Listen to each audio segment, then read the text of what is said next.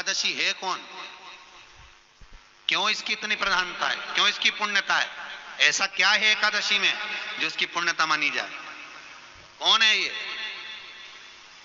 जो भगवान नारायण तक एकादशी का व्रत करते हैं? सुभद्रा जी को भगवान जगन्नाथ ने, जगदीश ने एकादशी का व्रत कराया था। बद्रीनारायण भगवान को माता लक्ष्मी ने एकादशी का व्रत कराया था। क्यों? चंद्रायण एकादशी व्रत की माता। एकादशी है कौन? तो कहा जिसको व्रत करने पर भगवान नारायण भी जिसका व्रत करते हो, भगवान माता लक्ष्मी जिसका व्रत करती हो, वो एकादशी है कौन? तो शास्त्र वर्णन करता है महाराज, स्कंद पुराण का सुंदर चातुर्मास्य खंड के अंतर्गत वर्णन आया है महाराज। एक बार भगवान विष्णु आनंद में विराजमान थे, पद्मावती और माता लक्ष्मी दोनों उनके पास में विराजी हुई थी। भगवान लक्ष्मी और पद्मावती दोनों बैठी हैं, एक सिर के पास, एक चरण के पास। कुछ समय बाद वहीं पर ब्रह्मदेव का आगमन हुआ और ब्रह्मा जी आगमन पाकर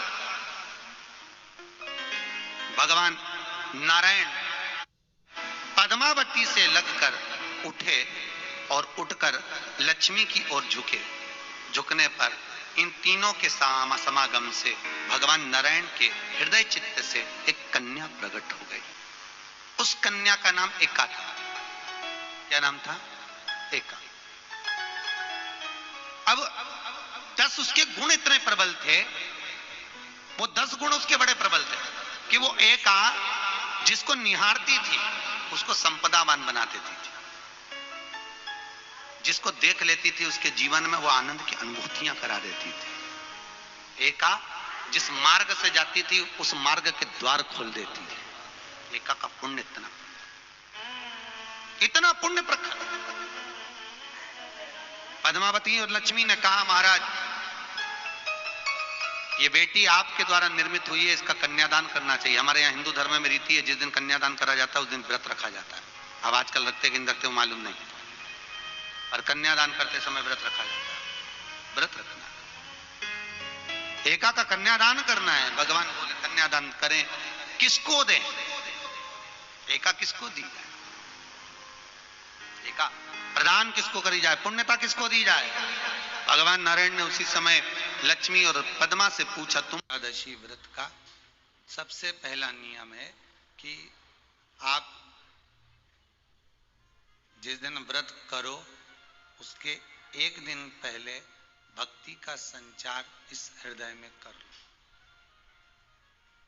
भक्ति का संचार इस हृदय में कर लीजिए। जिस दिन आप व्रत करो, जैसे एकादशी का व्रत कर रहे हो तो दशमी के दिन शाम का समय जब आवे, रात्रि जब होने लगे, शाम का समय आवे और रात्रि का आप जब भोजन ग्रहण करो तो उस भोजन में कोई ऐसा पदार्थ ग्रहण मत करिए जिस पदार्थ के कारण आपकी एकादशी बिगड़ जाए।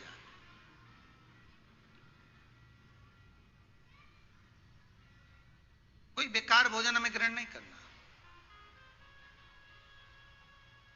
श्रेष्ठ भोजन ग्रहण करिए दशमी के।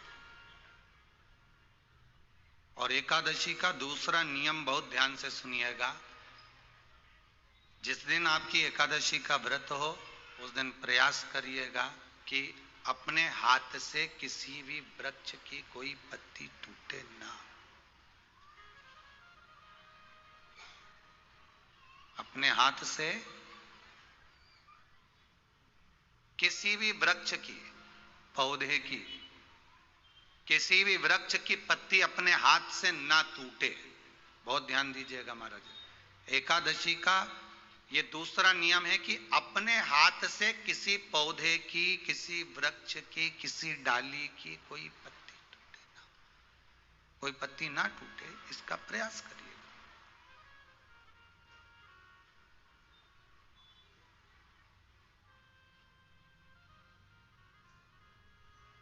कितना सुंदर व्याख्यान कहा है, कितना सुंदर वर्णन है महाराज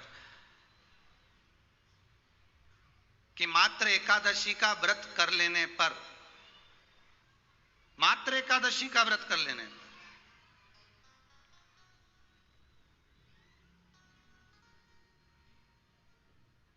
जो पूर्व में किया गया हमारा पाप कर्म है, हमने किसी जीव की हत्या करी है, हमने किसी को कष्ट प्रदान करा है, हमने किसी को अपशब्द कहा है, हमने किसी को ताने दिए, हमने किसी को आड़ा टेढ़ा कहा है, हमने किसी को गालियां दे दी है, मात्र एकादशी का व्रत ही कर लेने पर ये सारे जो दोष हैं वो समाप्त हो जाते हैं।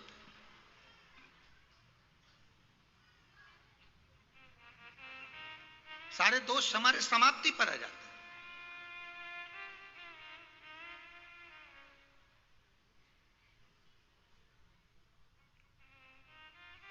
अब एक विचार करिएगा थोड़ा सा अपने मन में, अपने चित्त में, अपनी वृत्ति में एक बात उतारिएगा, एक अपने मन में एक बात को उतार कर रखिएगा कि आप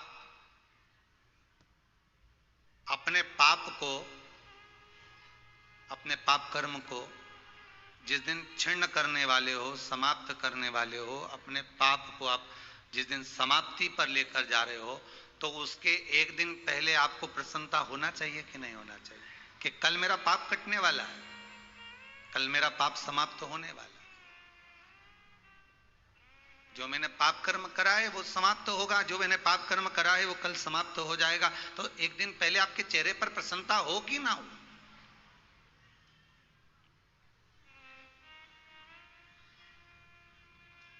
और चेहरे पर वो प्रसन्नता आपके आना चाहिए कि कल मेरा एकादशी का व्रत है, आज दशमी है, कल एकादशी का व्रत है, तो कल मेरी जब एकादशी का व्रत रहेगा तो मेरा ना जाने कितना कितना पाप, कितना कितना असत्य, कितना कितना झूठ, कितना कितना प्रपंच वो समाप्त हो जाएगा। इसमें मुझे प्रसन्नता हो, इसमें मुझे आनंदता हो।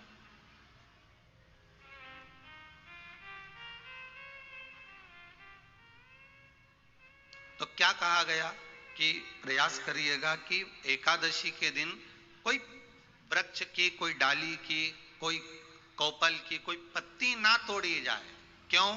तो कहा अगर उस पत्ती को हम तोड़ देते हैं, वृक्ष की पत्ती को या क्यारे में लगी हुई कोई डाली की पत्ती को हम तोड़ देते हैं, तो एकादशी का पुण्य फल प्राप्त नहीं होता, एकादशी का कोई फल हमारे खाते में नहीं जाता, पुण्य फल प्राप्त। अब फिर भले तुम चाहे तुमने मोरदन खाया हो, चाहे तुमने फिर चिप्स खाई हो, चाहे तुमने फिर व्रत का कितना ही सामान खा गए हो और तुमने सोचा कि आज मेरी एकादशी है, तो फिर उसका कोई फल प्राप्त नहीं है, उसका कोई सुख प्राप्त नहीं है आपको, फिर उसका कोई आनंद प्राप्त नहीं है आपको, फिर उसमें कोई आनंद की अनुभूति आपको नहीं मिल रही। श्री शिवाय नमस्तुभ्यम। आपको यह वीडियो कैसे लगा कमेंट करके बताइए और प्रदीप मिश्रा महाराज जी द्वारा बताए जाने वाले शिव महापुराण के नए नए उपाय जानने के लिए हमारे चैनल को लाइक शेयर सब्सक्राइब कीजिए। हर हर महादेव।